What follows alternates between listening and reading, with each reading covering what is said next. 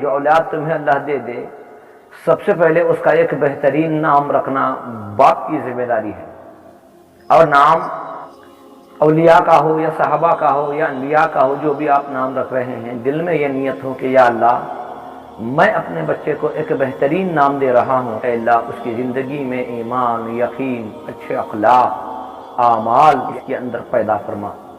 دوسری ذمہ داری ہے کہ بچوں کو دینی تعلیم و تربیت کا نظام بنانا، یہ باپ کی ذمہ داری ہے، تعلیم و تربیت کا نظام بنانا۔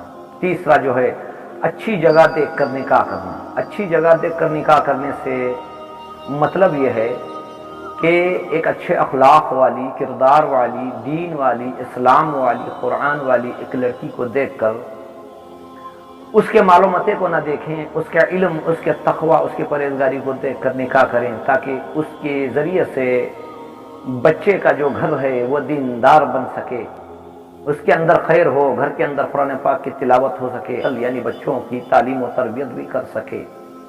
کیا ہم نے سمجھنے کی کوشش کی ہے؟ حقیقت یہ ہے کہ ہمیں اللہ نے دنیا میں بھیجا ہے، حقیقت یہ ہے کہ ہمیں مرنا ہے، حقیقت یہ ہے کہ ہمیں دوبارہ اٹھایا جائے گا، حقیقت یہ ہے کہ ہمارے اعمال اور ہمارے آل و اولیات کے بارے میں بھی ہم سے کھڑا کر کے پوچھا جائے گا۔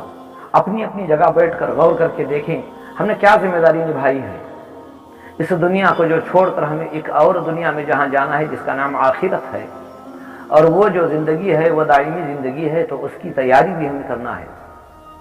ہم نے بچوں کے لیے، دنیا کے لیے بہت ساری کوششیں تو کی، لیکن ہم نے آخرت کے لیے کیا کیا؟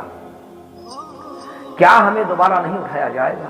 کیا ہمیں اپنے بچوں کے بارے میں نہیں پوچھا جائے گا؟ یقیناً پوچھا جائے گا۔ اپنے بچوں کی تعلیم و تربیت کرو اور اللہ کی بارگاہ میں دعائیں کرتے رہو، اے رب مجھے بھی، میری ذریت کو بھی عبادت و بندگی کی اور نماز کی توفیق نصیب فرما۔